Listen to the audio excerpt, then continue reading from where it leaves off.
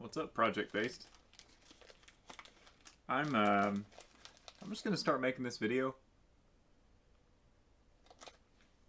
I just talk throughout it. I'll edit it some, so it's not just too long, I guess. So I posted today on Classroom that I wanted you to reach out to me on Slack because I shot you a question. You know, I'm just trying to. I just realized like I'm doing an Inception screen right now because I'm watching the audio test from this earlier video. 1 second. This is bothering me that it's there. Don't look at all my Dota videos. Yeah, I posted on Classroom that I wanted you to respond on Slack. I just want to see how you all are doing because this whole not being in school thing really sucks for like having conversations that we would normally have with each other. That's the worst part, especially since you all are seniors. This class is as much about having conversations about what comes next as it is about coding stuff. Like at this point, the coding stuff's kind of it's on you, and I just want to impart on you whatever knowledge and wisdom I can, the limited amount that I have before you move on. But anyway,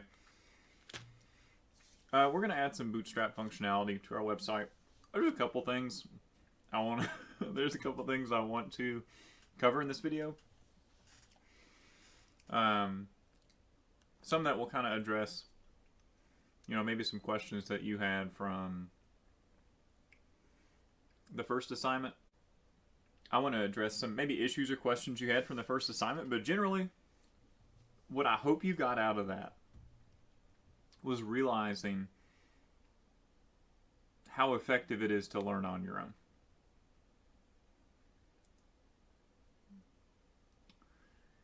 School is great. A lot of good teachers. But what you all have to realize as you transition into adulthood is that you have to be your teacher. You are your best teacher. I promise. Takes everybody a little bit different amount of time, different life situations to realize that. It's different for everybody. I mean, a big part for me was joining the Marine Corps and like being in the most uncomfortable possible situation, and realizing how little I knew and how ineffective I was at the job. Like, you know, you go from being real smart in high school to barely being able to pass the tests that I was taking in MOS school for my job. And like being fit, you know, physically I was really unfit, all this kind of stuff. It made me super uncomfortable. It's like I just wasn't supposed to be a Marine. And that was an experience for me which made me realize how much I could rely on myself. That's probably the number one thing I got out of the Marine Corps was self-reliance. Anyway, yeah, the Marine Corps taught me self-reliance. That made college really easy. Hopefully this class will give you a little taste of self-reliance, and that will hopefully make college a little easier, though your experience with self-reliance will probably come from college, or if you don't go to college, it's going to come from after high school job. Some of you are getting that a little bit with your job right now. It's just a little different once you leave school, I think. Let's do some Bootstrap stuff. Here's your assignment. Right here. I haven't posted it yet. It's in draft mode, but I added a little Bootstrap area from the resources. I just want you to use this the same way you hopefully used this stuff for the first one. I want you to go out and learn on your own. But with this, there's a couple like little hints I want to give you so that you don't start the wrong way, because you can't do Bootstrap the wrong way, but you can do it in like a really wonky way that makes it hard to be successful with it. It makes it super frustrating. So let's check that out. I need to open up VS Code. All right, and here's our website from a while back. We've still got our demo project folder. I'll go ahead and open up my terminal.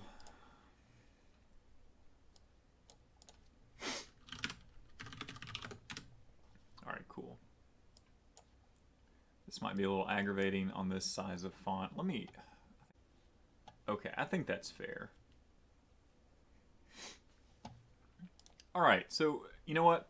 You can create a whole new website. I don't care. Like, you can make a whole new project if you wanted to for your Bootstrap site, but I figure most of you are probably going to update your stuff. So I'm going to show you how I would update this website right here. And let me just... I'm going to go ahead and copy my path. Notice I right-click this file. I click Copy Path. I can just Control-V over here and immediately bring that up in my browser. So let me pause here real quick and talk about what this HTML file is from this perspective, right? It's like, because a couple of you sent this link to me, and that tells me that maybe you don't understand what this link is, okay? So let's think about our computer, right? Our computer sitting next to me, like I got my desktop right here, okay? It's got all the components. It's got a hard drive, right? You know, it's got a hard drive, and on that hard drive there are files, okay? Your operating system is on there, your files are on there. So those files are organized in a directory structure or a folder structure. So if I go to users, right, which is a big folder that is, okay, this is not the one I was thinking about. All right, so there's Quincy Tennyson, right? There's a ton of files and folders here. These are all local to my computer, and look, even the C drive's got this formal little name. I don't know if you can see it. I wish I could. I'm gonna have to stop. I'll have to stop recording and zoom in. You guys know though that, yeah, you can see it. Okay, so local disk C, right? That means it's local to my computer. The only person that has access to this computer, this local drive, is me. Hopefully, right? If someone else had access to it, that'd be really bad because, you know, we keep personal, private stuff on our computer, like our tax returns or stuff. I mean, that's on here, right? My tax returns are somewhere on here. I don't want that to be in public, okay? That's why we don't, you know, make this a Git repo and publish it to GitHub. But no one else has access to this, okay? It's not connected to the internet in any way. And if I share this link with someone else, well, it's not going to work for them because it's going to, you know, it's looking for the C drive on their computer when I say go to this. It's going to look for their Quincy Tennyson folder on their users, or in their users folder on their computer. And obviously they probably don't have a Quincy Tennyson folder since I've never met another Quincy Tennyson. So understand that this link, this C drive link, right? This doesn't, we don't want to use this, we don't want to use this ever for anything on the internet. Right? You also probably don't want to use this for any kind of images you include in your website because, again, that's local to your computer. So just to show you where that is exactly, right? Where is this file on my computer? Well, it's in Users, Quincy Tennyson, Documents, FCHS Comp Sci, PBP 2020, Demo Project. So there's this index.html. Right, and I can do, if I do this right here, when I say copy path in VS Code, that's giving me all this stuff right here. This is the path for this file. This is basically the same thing. So I can paste this up here too. Paste, and then finish up with index.html.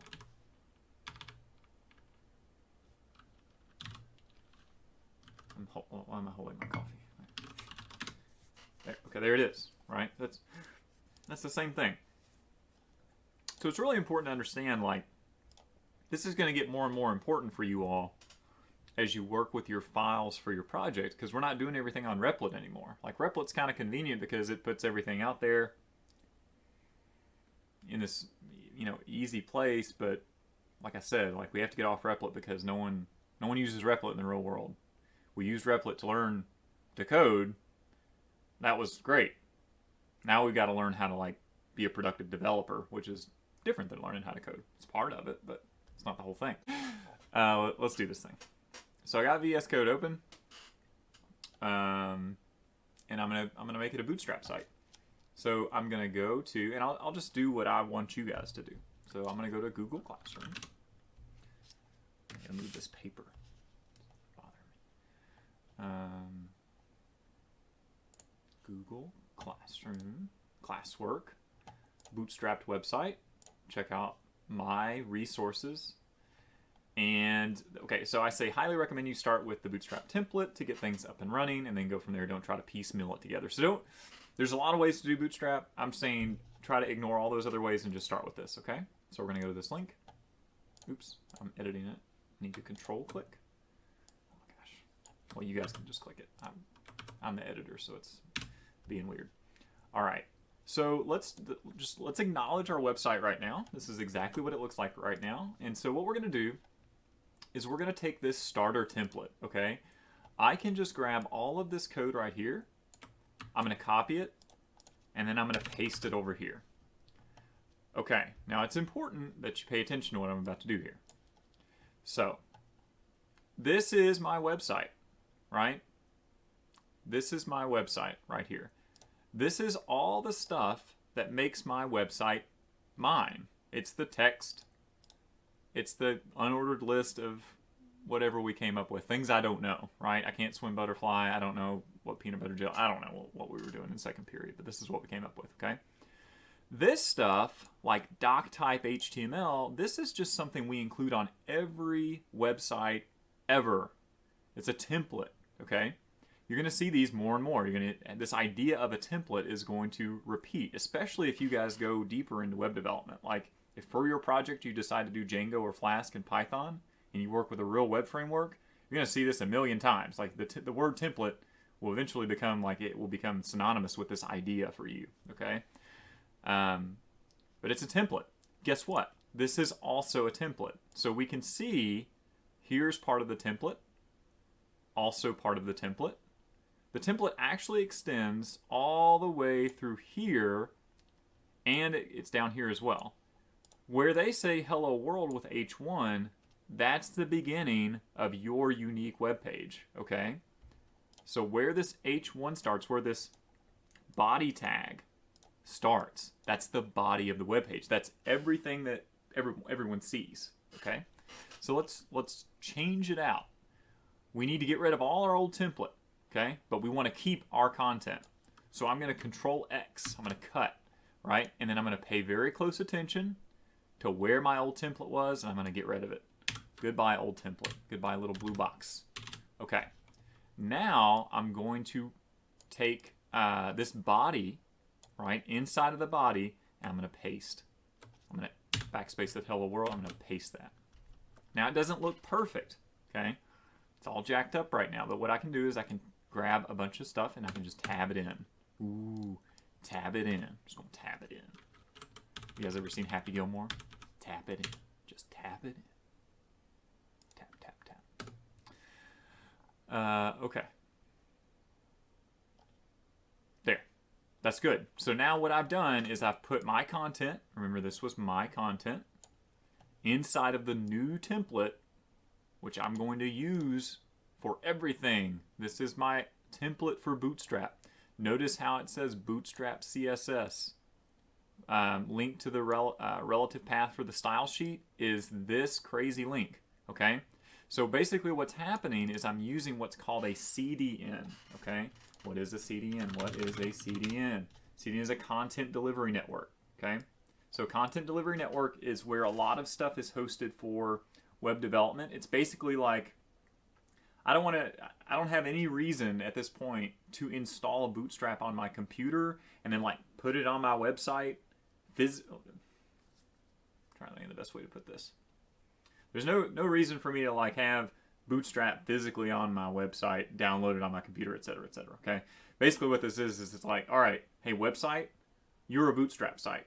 So when you load for a user, I need you to go out to the internet and grab the Bootstrap framework and apply it to yourself when you load. All that's happening when the website loads, and it happens instantly, so it's not a big deal. Okay. So again, that's our template. We got it from right here. I put it on your little resources document. A CDN is a content delivery network, and that is what this is pointing to. See, it even says Bootstrap CDN. Boom. All right, the only thing I'm going to change here is the title. Things I don't know website. Things Tennyson doesn't know. Things Tennyson does not know. How to make short videos that are good. All right, I'll save it. I'll press Control S. I'll save my website. And now let's look and see if it's any different. Oh. Now did I go in there and change a bunch of fonts and stuff? Did I do any of that? Nope. It already looks a little bit better. Now, we don't probably want to just keep it like this, but important thing to acknowledge is that a website's purpose, right? The first purpose of a website is to provide some kind of valuable information, theoretically. In this case, it's valuable information about you, okay? Having like cool fonts and a bunch of crazy icons and neat nav bars, all that kind of stuff that's like 400 megabytes being downloaded all the time, that's not part of a good website necessarily. Like, yeah, it looks prettier, but if the goal of your website is to provide information, then there's no need to overdo it, okay? I guess that's my point. Like, don't stress too much on like having all this fancy stuff if there's really no incentive to have fancy stuff. Just make a good looking website that has the information you want to share. That's important. Hard to appreciate that because the web is filled with crazy websites. Okay, let's make some changes, and we'll see what happens here. So let's go and look at some Bootstrap examples. Let's see what some websites look like. Here's some examples. We've got like all sorts of fancy stuff. We've got a starter template. We've got a grid. Got a jumbotron. That's a really common thing. You've seen this before on a website where this part is really big, and then you've got some columns. So let's do this. Let's see if we can make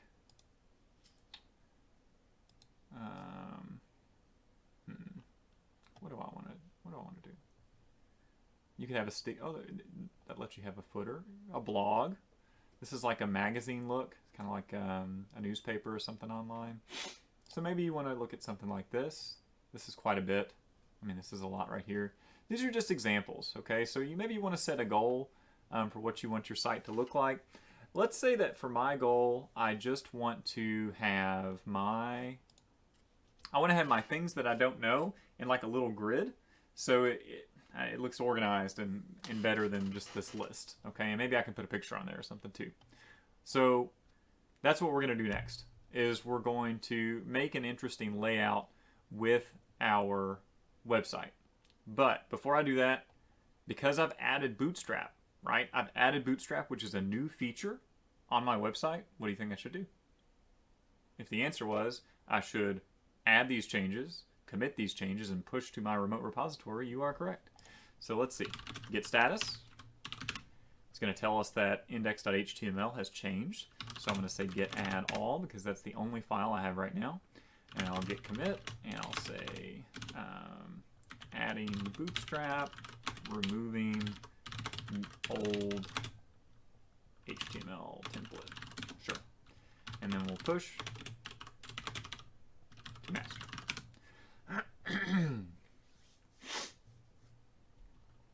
Cool. There we go. All right, so the next thing we'll do is I will show you how to set up like a basic grid. But yeah, I'll show you how to set up a basic grid.